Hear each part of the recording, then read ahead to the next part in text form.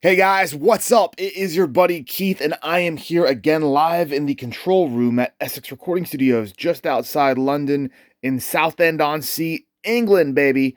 I've got a really cool, very early and very rare Dimas Charvel bass to share with you guys today.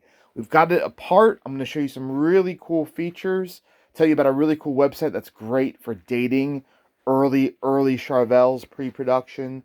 Tell you my story about seeing and having my hands on the very first ever serialized Charvel guitar. And yeah, we're gonna hang. We're gonna chat. So if you're new to the channel, hit the like button, smash subscribe, come join our circle of friends. There's over 8,000 of us. We're growing very fast. Millions of views on the channel. By the way, if anybody's counting, we have over 1,000 videos, guitar and bass videos on this channel. How nuts is that? Just had a great collection of early Jacksons as well, including an 84 Jackson San Dimas Kelly. Very cool. If you look on the channel, you can also see we've got Jackson number 1. Yes, literally J001, as well as many other really cool videos. So have a look after this one. And let's chat about this. This is a 1983 Charvel from San Dimas factory PJ bass. PJ, so you have the precision bass pickups and you have the jazz pickup. So the hybrid of the two is a PJ bass. This is so cool. It's the earliest Charvel I've ever owned. I've never owned an authentic San Dimas period Charvel instrument, guitar, bass, anything. This is my first one. What's really, really cool about it is the extensive use of brass and very thick, chunky brass. And from what I was reading on, I think it's usacharvels.com, go over to that website. Someone named Tracy runs it. So helpful. Thank you so much, Tracy. I'm definitely going to be sending you an email with this video after I'm done uploading it. But on the website, they say that actually all this brass came from Caller. You know, like Caller Tremolo. They have the Caller brass shop, and that's where Charvel sourced all of their hardware from. So your strap buttons here, your knobs, everything. Very, very cool, very helpful. And this website, the usacharvels.com, it's incredible. I mean, they go and line up each knob by year, and there's like 6 different knobs from pre-production all the way till about 1985, where you can see exactly the evolution of what was used. We were able to authenticate the input jack, so they have, you know, the different input jacks. This is brushed aluminum, or aluminium, as they say over here. Oval with the 2 screw. It's an amazing source of information. And, you know, there are a lot of custom parts, and it's not, you know, it doesn't know every single variation that was ever done, but it is the most comprehensive resource that I've ever seen. Very, very helpful. So other cool features are these early, super early EMG pickups. These are quite valuable. These are from 1985. I'm going to show you the pots on the back. There's actually EMG pots from 1985. I've never seen that before. So these would be upgraded because they're 2 years newer than the bass itself. This is the neck plate. Serial number 2204. Now on these early Charvel neck plates, they used a weak metal, and I saw this when I saw the massive collection in Switzerland. They bend and they warp, and they're very brittle, and this is very, very normal to see. But this is, yes, the very beginning of the 3D neck plates, which continue to this day, now that Fender owns Charvel. These are the screws that came with the neck plate. I'm not sure if they're original or not, but I'm just documenting it for the sake of this video. By the way, guys, any of you that are experts, feel free to chime in.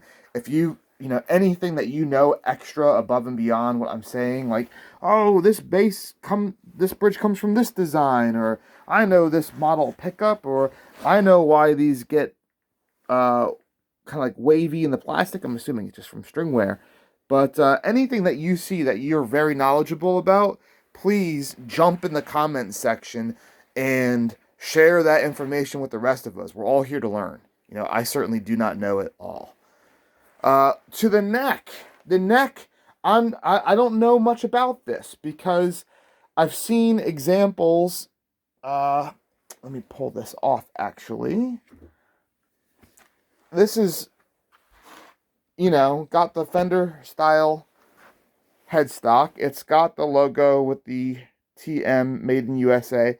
I can feel the logo. You can see under this bright light. You can see the decal clearly from the body. So, I don't know if that's newer. I don't know if that's period correct and it's supposed to look like that. I just don't have enough knowledge. I've never seen a San Dimas bass. The person I got the bass from said they were not sure about the neck because, again, they weren't an expert either. There are no markings on the back, but I've seen on the USA Charvel's website plenty of examples where there were no markings. But there usually are. There usually is a mark to match the, I think the 4-digit number that's written there. I'll tell you about this here in a second. The neck looks correct for the period. It feels it, the age to it, the quality of the cut, all of the wood grain looks commensurate with what I've seen from Charvel necks from this period. The tuners have, there's 2 little dots there. I don't know what that goes to. I don't know if these have been replaced or not. They look like 80s bass tuners. Now, one of the things that is really awesome on the USA Charvel's site is they talk about the different truss rod inserts. Now, they're for guitars, so I don't know if this applies for bass as well, but I'm just filming that so any experts that see this can chime in and give their 2 cents opinion as to what that is. There's also talk about how close the inlay should be, but everything I'm seeing is based on guitar necks.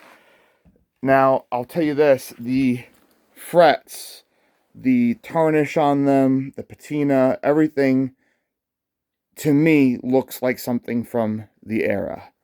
The side markers appear to be white plastic, and I've seen them where they're on the rosewood fretboard. By the way, rosewood seems to be the most prevalent fretboard on these.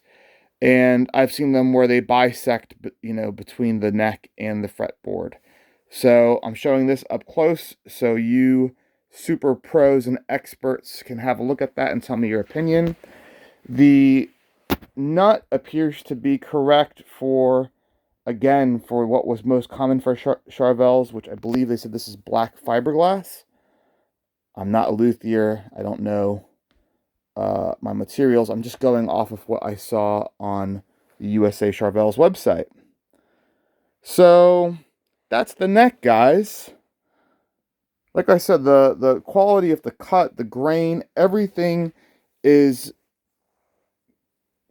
seems to be in line as far as quality wise with a Charvel from this era. But I just do not have the knowledge, so that's why we're filming this. Now, this is the exciting part. Going to the neck pocket. So this is completely correct. I've gone and looked at the guitars that the guys documented on the website, usacharvels.com, that are immediately before and after this serial number. And sure enough, the font is written in red for the date. The JR initials is all there. This kind of writing is there. It's darker on the one that he had.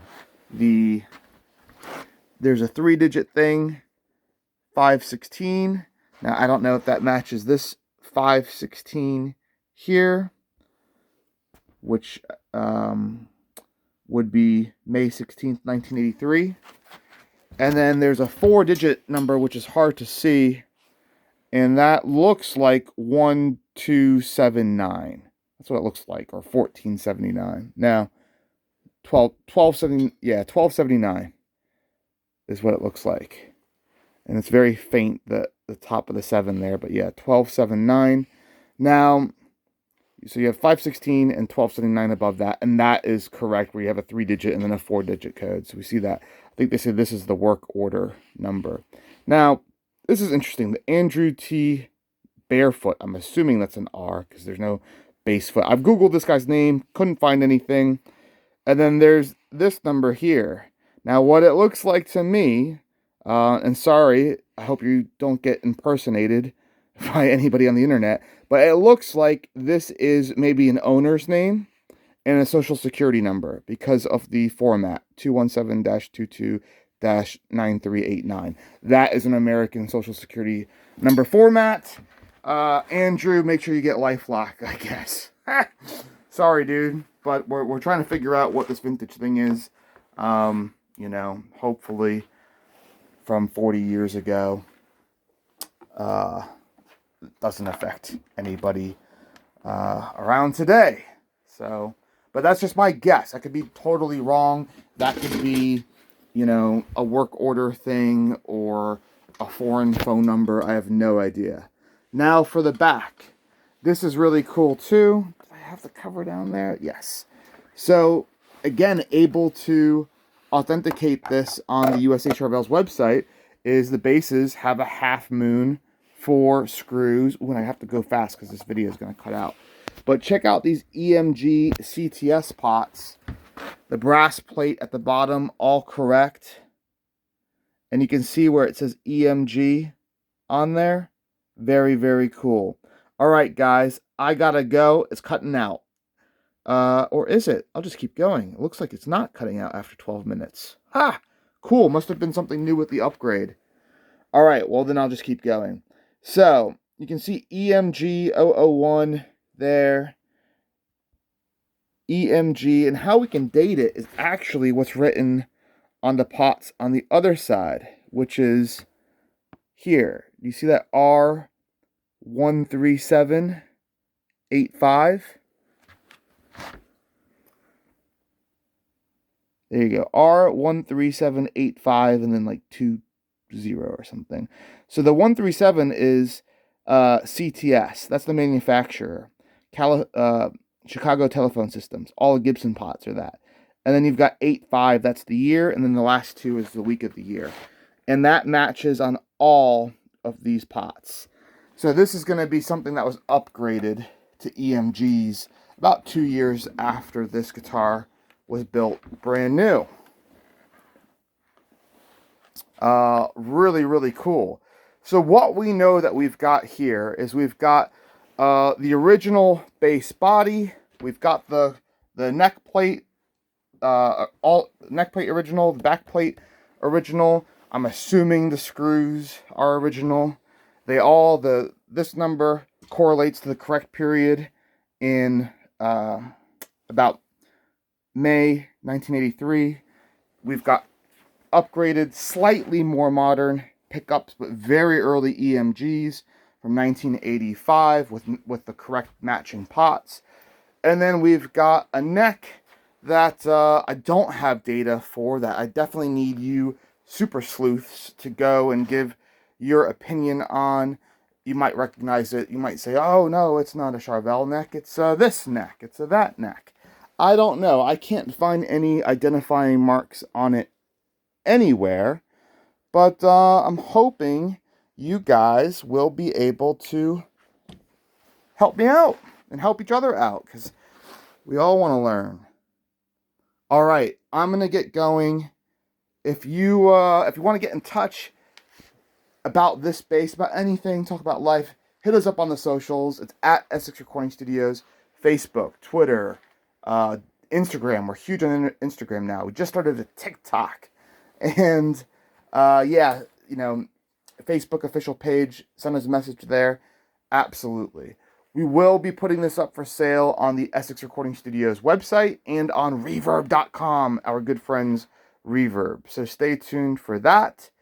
And, yeah, I really appreciate you guys taking the time to watch this and give me your feedback. I'm definitely looking forward to the comment section on this one. I know there's a lot of experts who have been around. Some people that have been commenting that have actually worked for the company during this period. So I'm really excited. I'd love to know who Junior is, who JR is. If anybody knows who that is, if anybody knows who Andrew is, all of that data would be super, super helpful. And aside from that, guys, I gotta get going. It's like 3 o'clock in the morning, and I just couldn't sleep. So, had to do this video for you. And there we go. That is the 83 Charvel San Dimas PJ bass. My first San Dimas Charvel ever. Awesome! I'll catch you guys later. Thanks for hanging out with me.